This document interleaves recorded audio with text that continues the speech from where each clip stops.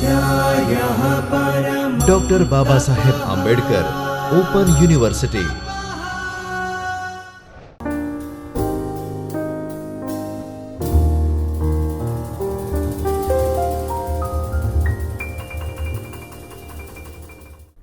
नमस्कार विद्यार्थी मित्रों, doctor Baba Saheb Ambedkar open university के चैतन्य स्टूडियो में मैं डॉक्टर दिनेश किशोरी आपका हार्दिक स्वागत करता हूं।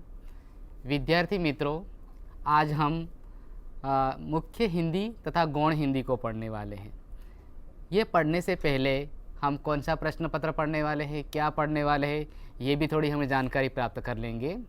तो आज हम जो स्टूडेंट मुख्य वाले हैं, जिनका गौण हिंदी है, उन सब के लिए ये द्वितीय प्रश्न पत्र है।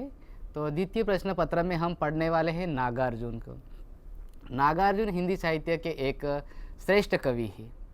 उन्होंने कविता लिखी है, उन्होंने नाटक है, उन्होंने कहानी संग्रह, मतलब जो भी है उन्होंने हिंदी साहित्य में लिखा है। तो सबसे मैं पहले बताता हूँ कि प्रश्न पत्र, द्वितीय प्रश्न पत्र में इस लेखक को पढ़ने से पहले अथवा तो इस लेखक की कविता पढ़ने से पहले मुख्य बातों की आवश्यकता रहती है कि हमें लेखक को समझने के लिए सबसे पहले लेखक का व्यक्तित्व जानना ज़रूरी है। लेखक का व्यक्तित्व, उसका कृतित्व, और उसके बाद लेखक ने जो कविता लिखी है उस कविता की विशेषता अथवा तो उसका भावबोध अथवा तो कविता का केंद्रीय विषय क्या है, ये समझना आवश्यक रहता है। तभी हम लेखक की सारी कविता है उस कविता को हम समझ सकते हैं। तो विद्यार्थी मित्रों, सबसे पहले मैं बता देता हूँ कि इस प्रश्न पत्र में, द्वितीय प्रश्न पत्र में, प्रश्न पत्र का नाम है हिंदी कविताएं। उसमें हमारा खंड है खंड 4, छाया वादोत्तर काल। अब ये छाया वादोत्तर काल आपने नाम तो सुना है, लेकिन ये छाया वादोत्तर काल कब आता है, हिंदी साहित्य का हमारा जो इतिहास है वो कितने कालों में बटा हुआ है और कब छायावादोत्तर काल आता है, ये भी एक प्रश्न रहता है। तो ये भी आपके लिए जानना ज़रूरी है। तो सबसे पहले मैं बता देता हूँ कि हमारा हिंदी साहित्य का इतिहास प्रमुखतः 3 कालों में बटा हुआ है, लेकिन जो मध्यकाल है वो 2 कालों में बट गया है। इस प्रकार आदिकाल और भक्तिकाल, रीतिकाल और आधुनिक काल, ये 4 काल है। इन चारों कालों में आधुनिक काल में ये छायावादोत्तर काल आता है।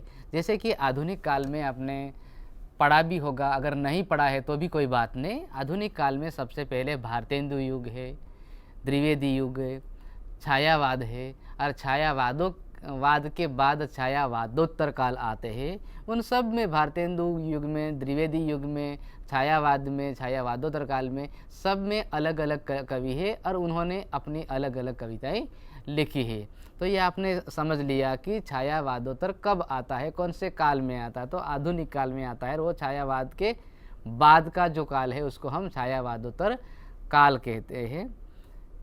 इस काल के ये नागार्जुन कवि है। नागार्जुन ने हिंदी साहित्य में अपनी एक महत्वपूर्ण भूमिका निभाई है। उन्होंने जो कविता लिखी है उस कविता में एक अपनी वेदना प्रकट की है कि उन्होंने अपने देश के बारे में लिखा है, अपने सामान्य जनजीवन के बारे में लिखा है। यानी कि जो उन्होंने अनुभव किया अथवा तो जो चीज़ को, जिस बात को उन्होंने देखा है, उसको यथार्थ रूप में एक कविता के माध्यम में हिंदी साहित्य में रखा है। तो विद्यार्थी मित्रों, हम देखेंगे कि नागार्जुन है, नागार्जुन का व्यक्तित्व है। तो हम व्यक्तित्व किसे कहते हैं, व्यक्तित्व में क्या क्या बातें आती हैं, कौन सी बातें हैं जिसको हम व्यक्तित्व कहेंगे, तो इसकी थोड़ी सी चर्चा कर लेना आवश्यक है। तो हम जान सकते हैं अथवा तो हम समझ सकते हैं कि कोई भी कवि हो, कोई भी व्यक्ति हो, उसके जन्म से लेकर उसके मृत्यु तक, उसके निधन तक की जो भी बातें हैं, जो भी अच्छाइयाँ, जो उनके गुण हैं, जो भी है, वो सारा का सारा व्यक्तित्व में आते हैं। उनका जन्म कहाँ हुआ, कब हुआ, माता का नाम क्या है, पिता का नाम क्या है, उनकी पढ़ाई कहाँ हुई, कितनी पढ़ाई की है, ये सारी की सारी बातें हम व्यक्तित्व के अंदर देखते हैं। इसके साथ साथ विद्यार्थी मित्रों, ये तो हमने उनके जन्म है, निधन है, मतलब ये सारी जानकारी प्राप्त करी। इसके अलावा भी लेखक ने कोई अच्छा व्यक्ति के संपर्क में आए हैं अथवा तो कोई अच्छा अवार्ड मिला हो या तो जो भी है, ये सारी की सारी बातें भी हम एक व्यक्तित्व में समावेश कर लेते हैं। तो यहाँ हम नागार्जुन का जो व्यक्तित्व है उसके बारे में थोड़ी सी मैं आपको जानकारी देता हूँ कि ये इकाई 2 है हमारी। इस इकाई 2 में हम जो नागार्जुन का व्यक्तित्व देखने वाले हैं। तो नागार्जुन के व्यक्तित्व के बारे में मैं आपको सबसे पहले जन्म बताता हूँ कि लेखक का जन्म कहाँ हुआ है। तो लेखक का जो जन्म है, नागार्जुन का जन्म है, वह 3 जून 1911 उनका जन्म हुआ है और 5 नवंबर 1998 मधुबनी दरभंगा जिले में नागार्जुन का जन्म हुआ है। सतलखा गांव में जन्मे यात्री उनका उपनाम है। तो मित्रों, हम यहाँ मैंने आपको बताया है कि यात्री उनका उपनाम है। तो मूल रूप से कोई भी कवि जन्म से लेकर बचपन में उनका नाम कोई अलग रहता है, लेकिन एक विशेष रूप में, एक विशेष साहित्यकार के रूप में जब वो साहित्य में प्रसिद्ध हो जाता है तो वह उनका अपना एक उपनाम रखते हैं अथवा तो उपनाम से कविता करने लगते हैं, तो उसको हम उपनाम कहते हैं। तो यहाँ यात्री उनका उपनाम है। कहीं भी एक वाक्य में ये प्रश्न भी आ सकता है, तो हमें ध्यान रखना है कि नागार्जुन का उपनाम क्या है अथवा तो किस उपनाम से कविता लिखते थे। तो हम कह सकते हैं कि यात्री उनका उपनाम है। और आगे हम बात करेंगे उनके व्यक्तित्व की। उनका जो असली नाम है वह वैद्यनाथ मिश्र था।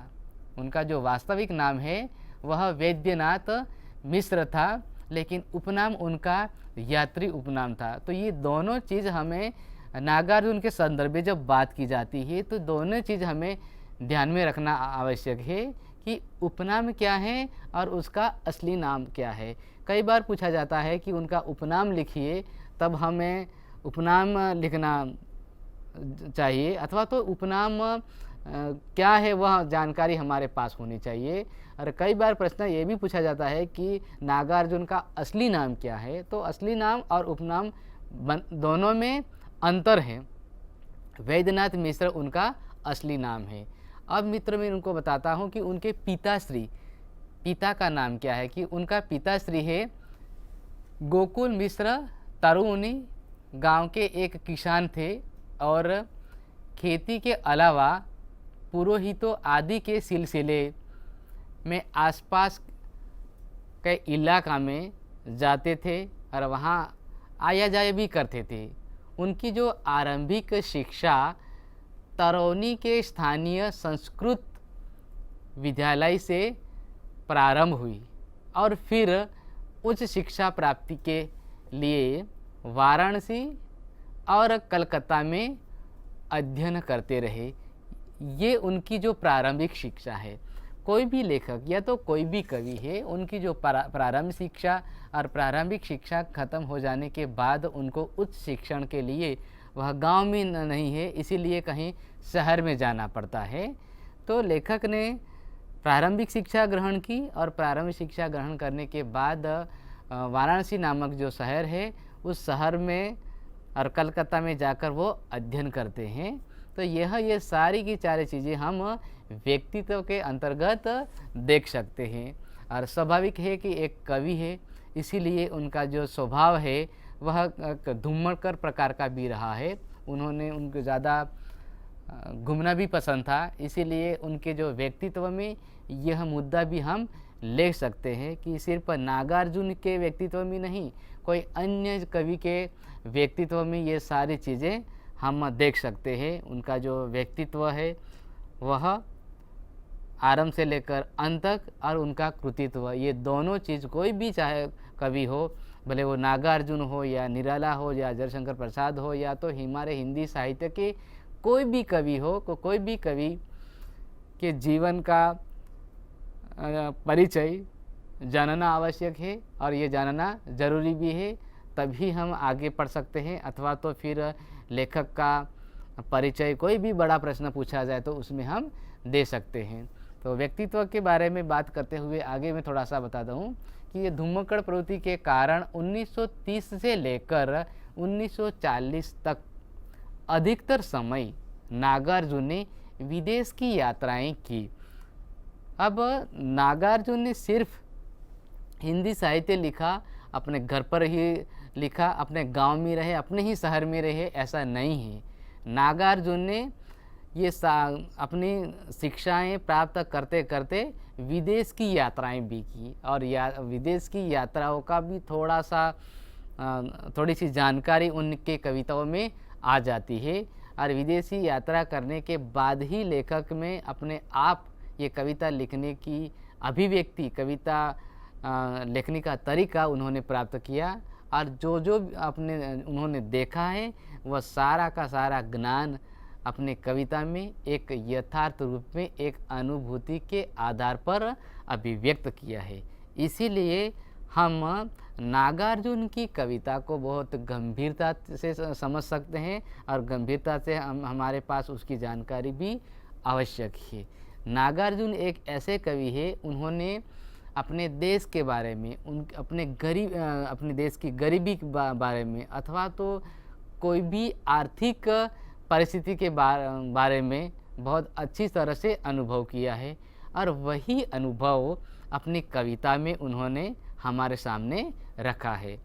तो इस प्रकार नागार्जुन ने हमारे देश में और विदेश में सभी जगह पे यात्राएं की है और यात्रा करके ही हिंदी साहित्य में एक अच्छे प्रकार की कविता उन्होंने लिखी है।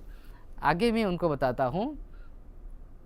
अध्यापक की स्थायी नौकरी उत्तर प्रदेश के सहारनपुर शहर में की है। अब उन्होंने नागार्जुन ने पढ़ाई की है, पढ़ाई के बाद विदेश में यात्राएं भी की है और यात्रा करने के बाद उन्होंने एक अध्यापक के रूप में नौकरी भी की है और वह उत्तर प्रदेश के एक शहर है सहारनपुर में उन्होंने एक अध्यापक के रूप में नौकरी की है। तो ये सारा उनका व्यक्तित्व है। उन्होंने बौद्ध धर्म के प्रति भी अपना अच्छी तरह से जानकारी दी है, बौद्ध धर्म के प्रति भी उनका ज्ञान है। तो यह भी उनकी कविताओं में कहीं न कहीं आप देखेंगे तो बौद्ध धर्म का चित्रण भी उनकी कविता में हमें देखने को मिलता है। तो जब भी हम नागार्जुन के बारे में चर्चा करते हैं तब इन बातों का होना जरूरी है। इनके कारण श्रीलंका में बौद्ध धर्म के ग्रंथों का अध्ययन किया। उन्होंने बौद्ध धर्म के ग्रंथों का भी अच्छी तरह से अनुभव किया है और वही अनुभव उनकी कविताओं में हम जान सकते हैं। नागार्जुन सिर्फ विदेश में ही नहीं गए, विदेश में जाकर उन्होंने कई सारा अनुभव प्राप्त किया है, कई सारी अपने आँखों से देखा है और वही आँखों से देखा हुआ अनुभव, आँखों से देखा हुआ यथार्थ चित्रण अपने कविताओं में एक लिखित स्वरूप में उन्होंने प्रकट किया है। तो विद्यार्थी मित्रों, नागार्जुन का व्यक्तित्व जब भी हम पढ़ेंगे तो आरंभिक शिक्षा और उसके बाद क्रमशः जिस प्रकार वो आगे बढ़े हैं कि जो आरंभिक शिक्षा है उसके बाद गांव से लेकर वो शहर में गए, विदेश में गए और विदेश में जब गए हैं तो विदेश में जाकर उन्होंने क्या क्या प्राप्त किया, किस प्रकार की जानकारी प्राप्त करी, उनको क्या मिला और उनके माध्यम से हमें वो क्या संदेशा देते हैं, यह उनकी कविताओं में सीखना है और यही उनके व्यक्तित्व में से हमें प्राप्त करना है। तभी ही हम नागार्जुन को समझ सकते हैं। तो हिंदी साहित्य के क्षेत्र में नागार्जुन ही एक ऐसे कवि है कि जिनके बहुत सारे अनुभवों के माध्यम से इनकी कविताओं में एक यथार्थ प्रकार का चित्रण हमें दिखाई देते हैं। तो इस प्रकार हम नागार्जुन की एक अच्छी तरह से उनकी जानकारी प्राप्त कर सकते हैं, उनका परिचय प्राप्त कर सकते हैं। आगे विद्यार्थी मित्रों, 1936 में राहुल सांकृत्यायन के संपर्क में संरक्षण में श्रीलंका गए। यहाँ पर उन्होंने लेनिन और मार्क्सवाद की दार्शनिक विचारधारा को बड़ी सिद्धता से पढ़ा। उन्होंने मार्क्सवाद की विचारधारा को भी पढ़ा। सन 1938 में भारत वापस आए और किसान नेता सहजानंद सरस्वती द्वारा संचालित किसान के साथ सक्रिय रूप से जुड़ गए थे। अब ये मैंने किसान के साथ जुड़ गए से ये मैंने बात बताई थी। इससे हम समझ सकते हैं कि नागार्जुन ने अपने जीवन के अनुभव में अथवा तो जो विदेश में गए वहाँ जाकर किसान की जो परिस्थिति है अथवा तो जो गरीबी है, जो आर्थिक स्थिति क्या है, उस परिस्थिति को उन्होंने गंभीरता से देखा है और गंभीरता से देखकर उन्होंने एक यथार्थ रूप में अपने कविता में अभिव्यक्त किया है। जो भी देखा है वो अपना जीवन का अनुभव है और वही अनुभव, वही वास्तविक परिस्थिति हमारे देश की है, हमारे देशवासियों की है। तो यही कविता यही हमें संदेशा देती है कि लेखक इस कविता के माध्यम से हमें बहुत सारी जानकारी देते हैं कि किस प्रकार एक हमारी आर्थिक परिस्थिति, किसानों की जो स्थिति है वह किस प्रकार की रही है, वह अपने कविता के द्वारा हमारे तक वो पहुंचाना चाहते हैं। नागार्जुन एक इस प्रकार के कवि है कि वो बिहार के किसानों आंदोलन में भाग लेने के कारण अंग्रेजी हुकूमत ने उन्हें जेल भेज दिया। अब सिर्फ उन्होंने हिंदी साहित्य ही लिखा इतना ही नहीं है, हिंदी साहित्य लिखने के साथ साथ वह कई प्रकार या तो बहुत सारी जगह का अनुभव लेते हुए भी उन्होंने जेल भी भेजा गया है।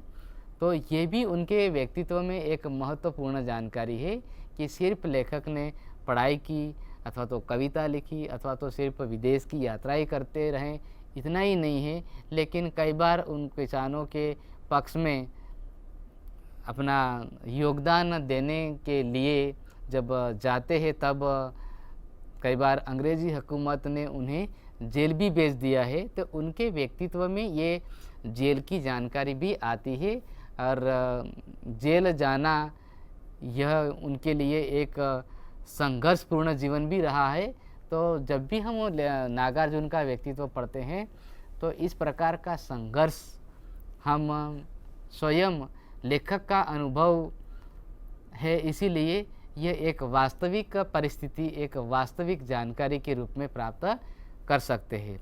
सन 1975-77 में जयप्रकाश नारायण के आंदोलन से जुड़ने के कारण नागार्जुन इमरजेंसी के समय 11 महीने तक जेल में रहे और सिर्फ वो 1 महीने तक नहीं लेकिन 11 महीने तक वो जेल में रहे और जेल में रहकर एक अलग अलग प्रकार के उन्होंने अनुभव किया है।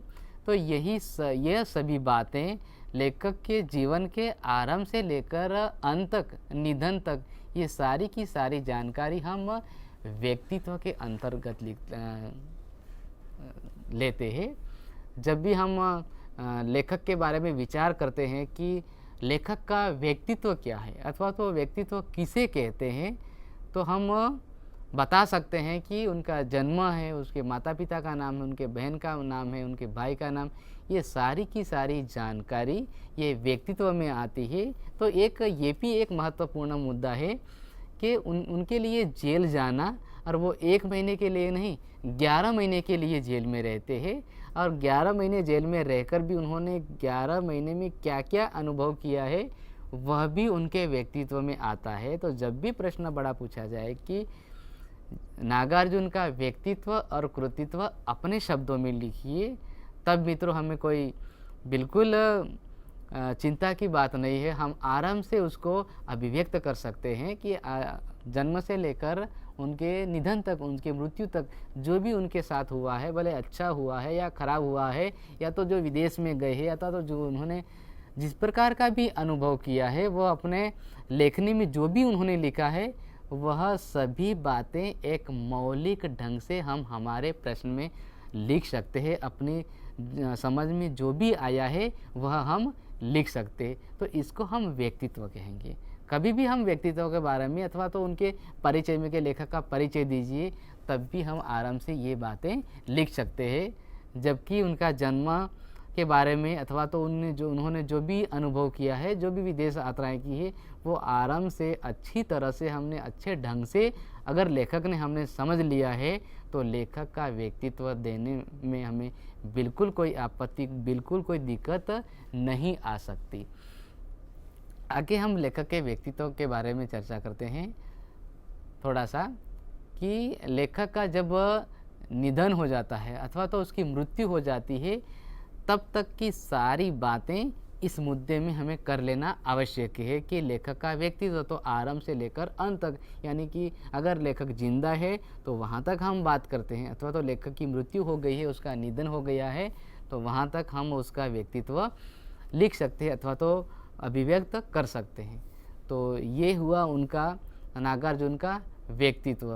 तो इस इकाई में, इस खंड में हमने छायावादोत्तर काल का जो एक प्रसिद्ध, एक श्रेष्ठ कवि नागार्जुन का व्यक्तित्व प्राप्त किया। उसके बाद मित्रों में बताता हूँ कि नागार्जुन का कृतित्व। अब ये कृतित्व क्या है, कृतित्व किसे कहते हैं? तो बिल्कुल इसके पहले लेक्चर में मैंने आपको बताया कि कृतित्व यानी कि साहित्य के क्षेत्र में लेखक अपनी रचनाएं लिखते हैं। रचना का मतलब है कि कहानी है, कविता है, आत्मकथा है, जीवनी है, संस्मरण है, निबंध है, जो भी वो रचनाएं लिखते हैं, उन रचनाओं को हम रचनाएं भी कह सकते हैं और उन रचनाओं को हम कृतित्व भी कह सकते हैं। तो कोई भी लेखक हो, उस लेखक के व्यक्तित्व के बाद मुद्दा आता है कि लेखक का कृतित्व। तो लेखक ने अपने जीवन में, हिंदी साहित्य में जितनी भी रचनाएं लिखी है, उस रचनाओं का परिचय हमारे पास होना जरूरी है, अथवा तो उसकी जानकारी हमें प्राप्त कर लेना आवश्यक है।